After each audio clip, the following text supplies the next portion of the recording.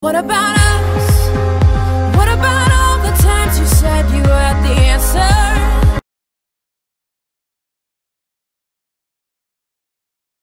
To understand what's happening with Greece and the eurozone, think about a dinner party. If you're cooking just for yourself and your spouse, it's easy. You make something you both like.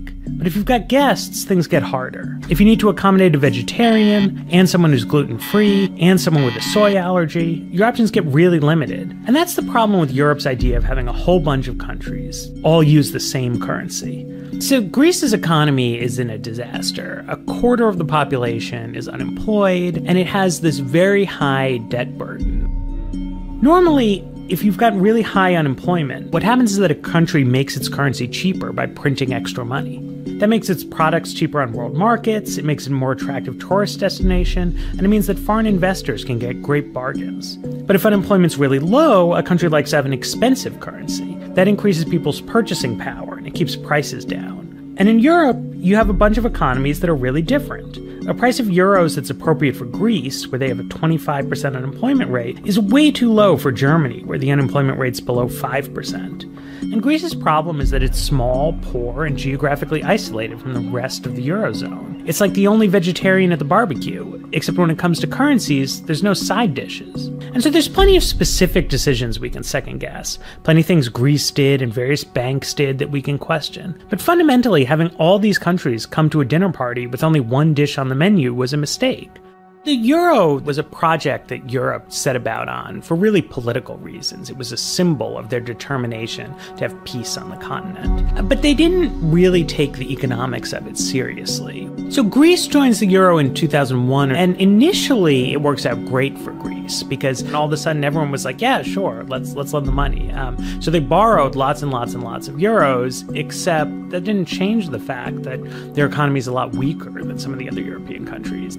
So to really work, you would need a much, much, much closer union, where you had big financial transfers coming from the richer places to the poorer places all the time. In the United States, the poor states like Kentucky, Mississippi, Alabama, they're constantly getting money from the richer states like Massachusetts, California, New York, through the welfare system, through Social Security, through Medicare, through Medicaid. And, people may sort of complain about this or that program, but we don't dispute the idea that it's all one country, so money's going to circulate around. Europeans, they just don't feel that way. Germans are willing to support poor German people, but they don't want to support Greek people with their tax dollars. So they're kind of like halfway integrated in a way that doesn't really work. What is the European debt crisis? It's the failure of the euro, the currency that ties together 17 European countries in an intimate but flawed manner. Over the past 3 years, Greece, Portugal, Ireland, Italy, and Spain have all teetered on the brink of financial collapse, threatening to bring down the entire continent and the rest of the world. How did it happen? Uniting Europe.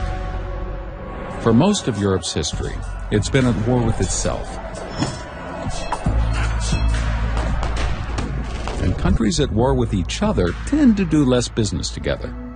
Europe was always a continent of trade barriers, tariffs, and different currencies. Doing business across borders was difficult. You needed to pay a fee to exchange currencies. And you needed to pay a tariff fee to buy and sell to companies in other countries. That tended to stifle economic growth. Then came World War II, which devastated Europe. Because the situation was so dire, the fastest way to rebuild Europe was to begin to remove these barriers. Steel and coal tariffs came down, so that a steel mill in one country could sell to a builder in another.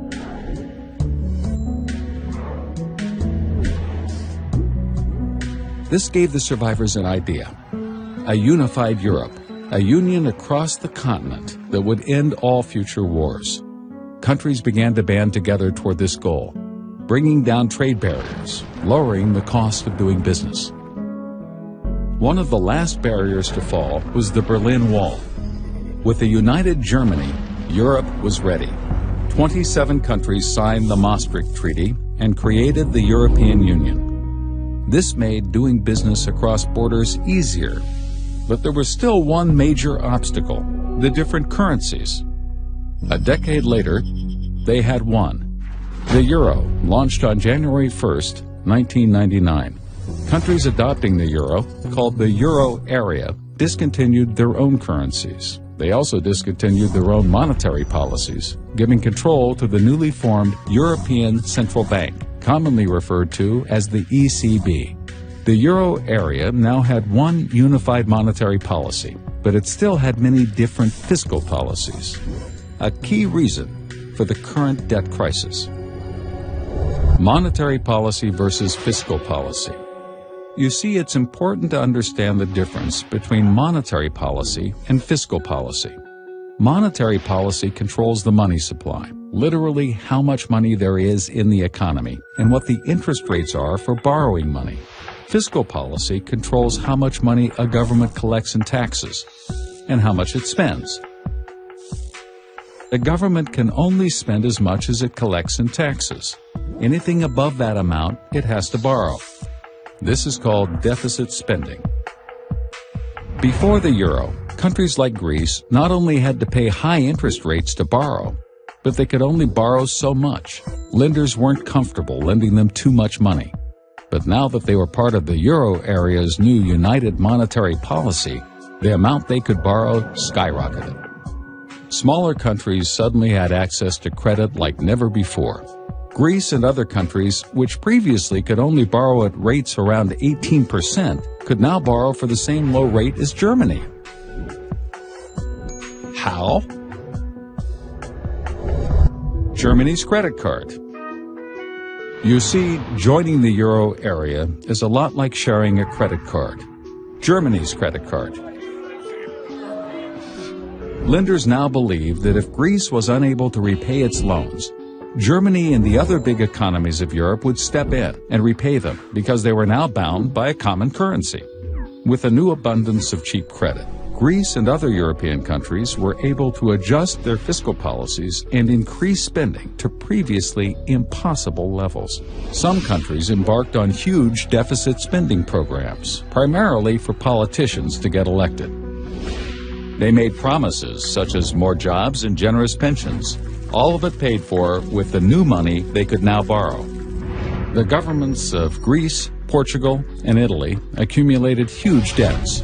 However, they were able to repay these debts with more borrowed money. As long as the borrowing continued, so did the spending and the unbalanced fiscal policies. In Ireland and Spain, cheap credit fueled enormous housing bubbles, just as it did in the United States.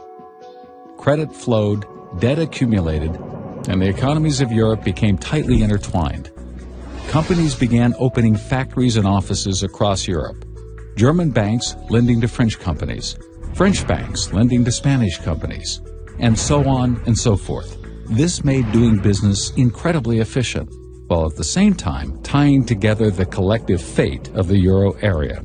Things continued this way as long as credit was available, and credit was available until 2008. Spurred by a collapse in the U.S. housing market, a credit crisis swept the globe, bringing borrowing to a halt everywhere. Suddenly, the Greek economy couldn't function. It couldn't borrow money to pay for all the new jobs and benefits it created. It couldn't borrow the new money it needed to pay its old debts. This was a problem for Greece, but because of the unified monetary policy, it was also a problem for all of Europe. Much of Europe had been on a spending spree and borrowed more money than it could ever repay. But the problem is somebody has to pick up the tab, or else every country in the euro area will suffer. Since the countries that ran up the bill couldn't repay, everyone looked to Germany. Austerity measures. As the biggest and strongest economy in Europe, Germany reluctantly agreed to help bail out the debtor countries. In other words, Germany agreed to repay the bill, but only if the debtor countries agreed to implement strict austerity measures to ensure that it would never happen again. Austerity measures meant sucking it up, cutting spending, borrowing less, and paying back more debt. This sounds like a simple solution, right? It's not. First of all, nobody wants austerity. Austerity means cutting government spending, and since the government is by far the biggest spender in any economy, when the government cuts spending, it cuts the earnings of many of its citizens. People lose jobs. They get angry. They riot in the streets. And austerity also doesn't automatically balance a country's budget. You see, the government collects taxes based on people's earnings.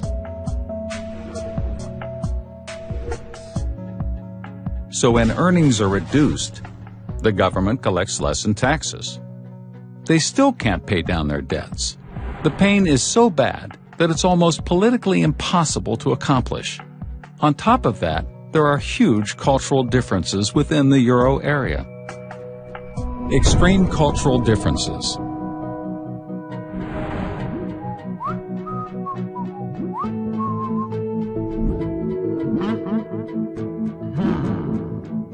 Germany is very financially responsible. Ever since the terrible hyperinflation the country experienced after World War I, it's been extremely inflation-averse and incredibly careful about spending and borrowing. In general, Germans work hard, expect little in the line of state benefits, and meticulously pay all of their taxes. Many Greeks, on the other hand, enjoy generous state benefits and don't pay taxes. Greece has a terrible problem. It has never collected the majority of the taxes it imposes on its citizens, and it's always been this way. Joining the euro just amplified it. The German view is that doesn't work. If you want our money, you need our morals. As the debtor countries headed towards default, the whole continent of Europe was in danger. Even though the economies of the debtor countries are relatively small, they posed a huge threat because the European financial system is so interconnected, precisely because of the euro. Remember, the debtor countries borrowed money from banks, investors, and other governments throughout Europe. As the debtor countries get closer to default, everyone who lent them money becomes weaker, and everyone who lent those lenders money also becomes weaker, and so on and so forth. A problem in one country could reverberate across the whole continent, triggering a chain reaction of default. If Greece defaults, then Spain could default. Italy, Portugal, and Ireland could be next. Then France, then Germany. Pretty soon, it could spread not just across Europe, but across the world. Fiscal Union or breakup. The problem is, even if the debtor nations adopt austerity measures, and even if the bailout from Germany and the stronger countries helps them pay down their debts and avoid the immediate crisis, there's no system in place to prevent this from happening again. This brings us back to that fundamental division of monetary policy and fiscal policy. Ultimately, the euro area requires a fiscal union to match its monetary union, or neither. That is, there must be a political organization with authority to set fiscal policy within every euro area country. It must have the power to cut spending, raise taxes, and set laws. A fiscal union like this could actually prevent excessive borrowing and spending.